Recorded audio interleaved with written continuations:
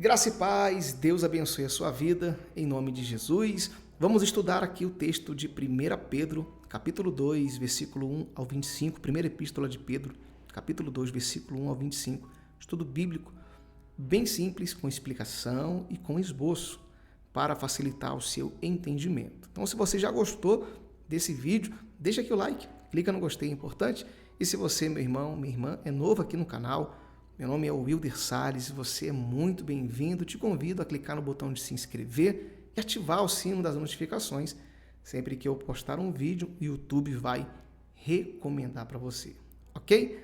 Vamos então meditar, mas antes, deixa eu trazer um pouquinho de contexto desse livro, né, de 1 Pedro.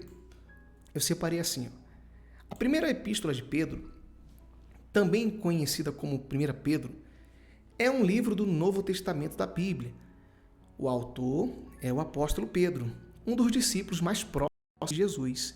A carta foi escrita por volta do ano 64 e 65 depois de Cristo, durante um período de perseguição aos cristãos sobre o governo do imperador romano Nero, ou seja, no período de perseguição à igreja, num período bem difícil, Pedro escreveu essas epístolas, ok? Então nós vamos aqui meditar hoje no capítulo 2, do versículo 1 ao 25. É um estudo bíblico, é bem simples, e eu vou trazer aqui o texto e a explicação para que você venha compreender melhor. Ok? Vamos lá então, vamos para o texto. 1 Pedro, capítulo 2, versículo 1 ao 3, diz assim: Livre-se, pois, de toda maldade e de todo engano, hipocrisia, inveja e toda espécie de maledicência. Como crianças recém-nascidas, desejem de coração o leite espiritual puro, para que por meio dele cresçam para a salvação. Agora que provaram que o Senhor é bom. Bom, o que Pedro aqui ele já está a princípio trazendo de entendimento com esse texto? Eu já separei. A primeira coisa aqui que eu separei para a gente é isso aqui, o chamado à santidade. Exatamente isso. Pedro exorta aqui os crentes, a se livrarem das atitudes pecaminosas e a buscar um crescimento espiritual constante. Por isso que ele fala que a gente deve se livrar de toda maldade, de todo engano, de toda hipocrisia, como a gente leu. Depois você pode reler novamente. Ele compara esse crescimento espiritual ao desejo de um recém-nascido por leite, destacando a necessidade da nutrição espiritual. Ele comenta no versículo 2 sobre o recém-nascido que busca o leite materno.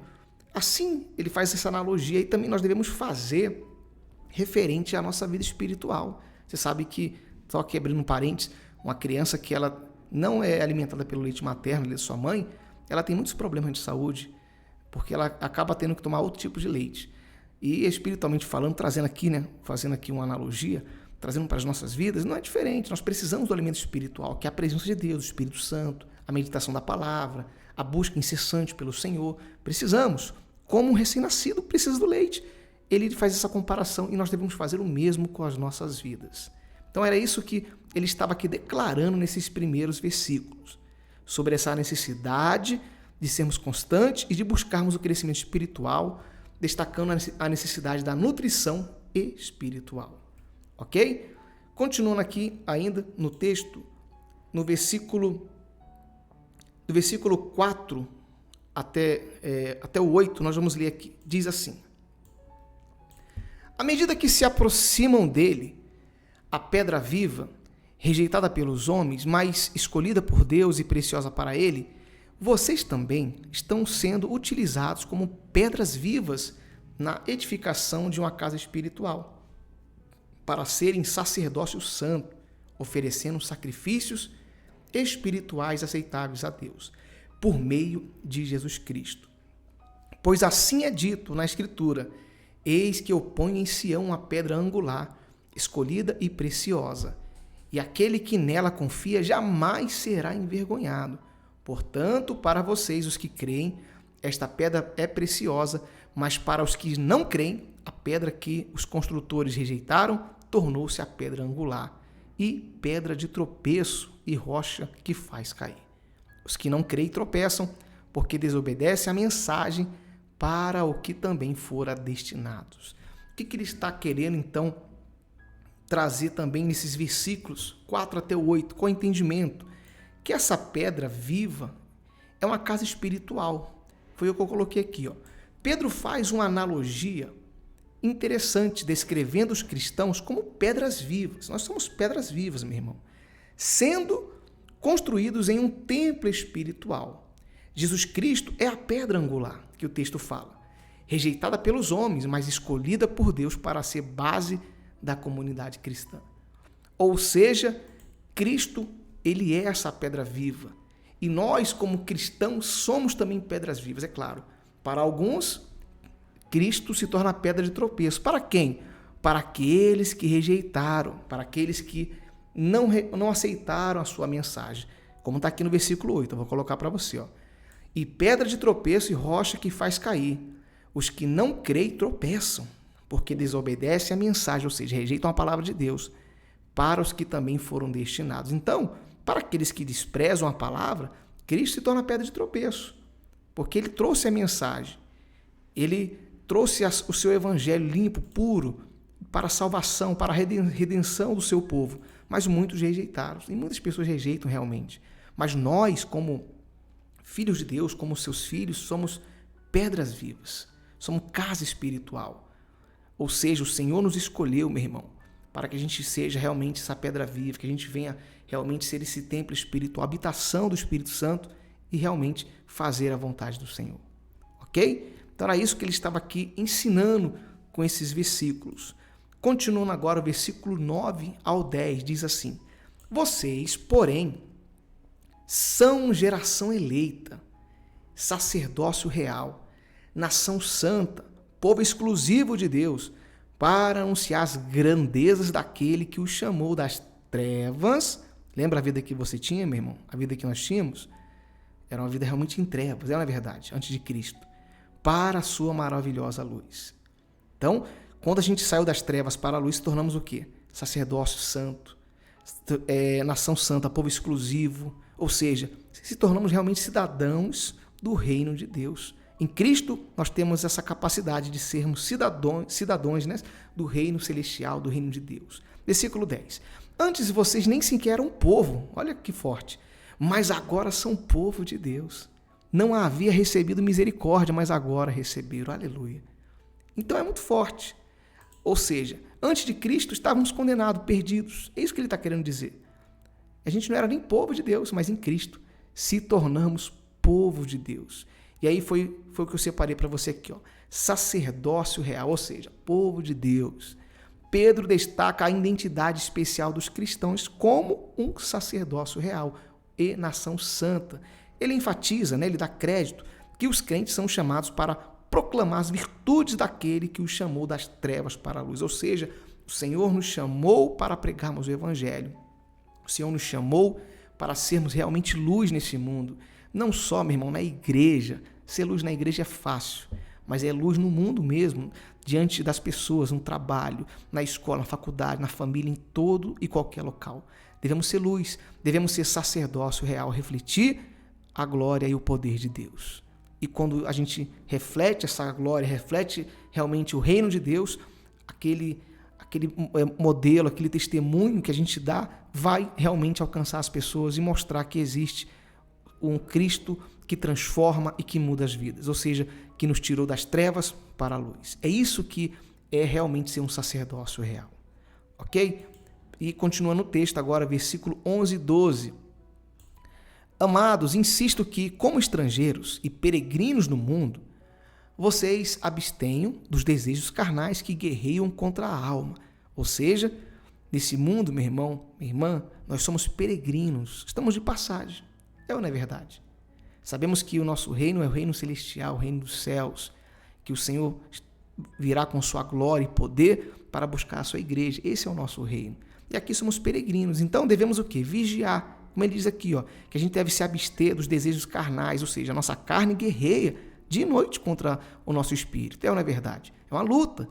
E aí ele diz no versículo 12, vivam entre pagãos, de maneira exemplar, para que naquilo em que eles o acusam de praticarem o mal, observem as boas obras que vocês praticam e glorifiquem a Deus no dia da sua intervenção, ou seja, no dia da volta de Jesus. O que ele diz aqui no 12? Viver entre pagãos é viver entre os ímpios, entre as pessoas que não têm compromisso com Deus.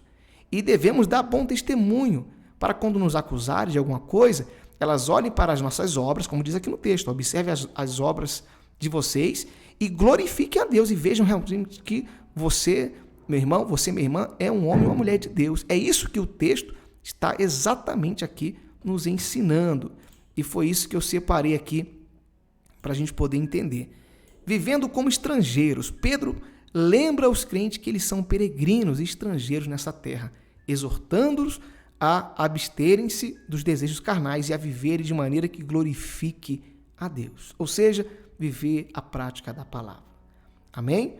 Tá dando para você entender? Espero que está sendo bem simples. Lembrando que esse esboço vai estar na descrição do vídeo. Vai estar tudo anotado para você de uma maneira bem simples. Mas fica até o final, pois eu tenho certeza que vai te abençoar. Vamos continuar aqui então. Versículo 13 ao 17.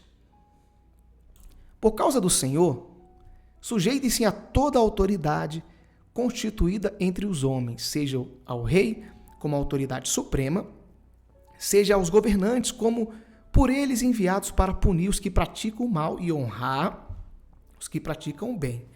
Vamos parar aqui. Ó. O que ele está dizendo aqui? Que nós devemos ser sujeitos às autoridades, respeitar as autoridades constituídas, meu irmão. E quando eu falo de autoridade, tantas autoridades boas, né, a gente sabe que tem bons governantes, como os maus governantes. Devemos respeitar, devemos estar sujeitos, pois é isso que o texto nos ensina, ok?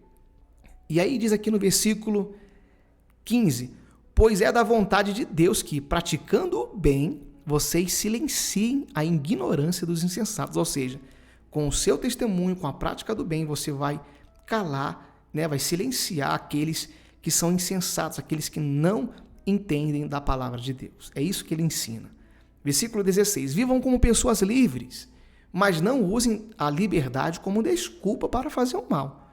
Vivam como servos de Deus. E aí ele dá mais aqui um exemplo, olha, viva como uma pessoa livre. Em Cristo você é livre? Perfeito, nós somos livres em Cristo. Livre do pecado, livre da condenação, livre do inferno, ou seja, em Cristo temos a liberdade, mas, né, porque somos livres, como diz aqui o texto, que devemos usar essa liberdade como desculpa e fazer o mal, fazer o que é errado. Ou seja, se aproveitar dessa situação para desagradar a Deus. Não, mas ele diz, ó, viva como servos de Deus. E é isso que nós temos que fazer. O servo de Deus, ele pratica a palavra do Senhor. Amém? 17. Tratem a todos com o devido respeito. Amem os irmãos, temam a Deus e honrem ao rei. Ou seja, seja uma pessoa justa em qualquer lugar, em qualquer situação. E aí, para a gente concluir esse entendimento, eu coloquei assim, submissão às autoridades. Pedro instrui os crentes a serem submissos às autoridades civis, né, governantes, prefeitos, enfim, etc. Reconhecendo que isso parte do plano de Deus para manter a ordem na sociedade. Então, como cristão, não podemos ser rebeldes, não podemos agir de uma forma rebelde na sociedade, mas devemos respeitar as autoridades, seja qualquer autoridade, seja boa, e infelizmente as ruins também. A gente sabe que tem muitas autoridades que abusam do poder, mas devemos respeitar e dar bom testemunho, mostrando que somos realmente filhos de Deus. Amém? E aí, para a gente concluir agora, versículo 18 e 25, diz assim, ó, escravos, né? Ele começa a dar aqui alguns exemplos da sua época, aqui do seu contexto, que existiam escravos naquela época. Escravos, sujeitem-se a seus senhores com todo respeito, não apenas os bons e amáveis, mas também aos maus, porque é louvável que, por motivo da consciência para com Deus, alguém suporte as aflições sofrendo injustamente. Pois que vantagem há em suportar os açoites recebidos por terem cometido o mal? Mas se vocês suportam sofrimento por terem feito o bem, isso é louvável diante de Deus. Então aqui ele dá o exemplo dos escravos que naquela época eram servos de Deus, mas eram escravos, tinham escravos naquela época. Se você não sabia, então fica aqui essa curiosidade para você. E ele fala, olha, mesmo que você faça o bem e seja injustiçado, continue servindo, continue fazendo o que é certo, porque o Senhor é a tua justiça. Era isso que ele estava dizendo. Versículo 21. Por isso vocês foram chamados, pois também Cristo sofreu no lugar de vocês, deixando-lhes o exemplo para que sigam os seus passos. Ele não cometeu pecado algum, nenhum engano foi encontrado em sua boca. Quando insultado, não revidava, e quando sofria, não fazia ameaça, mas entregava-se àquele que julga com justiça. Lembra que eu falei que a nossa justiça vem do Senhor? É exatamente isso aqui que ele está alertando. E aí no 24, 25 ele diz, ele mesmo levou em seu corpo nossos pecados sobre o madeiro, a fim de que morrêssemos para os pecados e vivêssemos para a justiça. Por suas feridas vocês foram curados, pois vocês eram como ovelhas desgarradas, mas agora se converteram ao pastor e bispo das vossas almas, que é Jesus, o nosso Senhor. E aí, para a gente poder concluir esse estudo, eu coloquei assim, o exemplo de Cristo.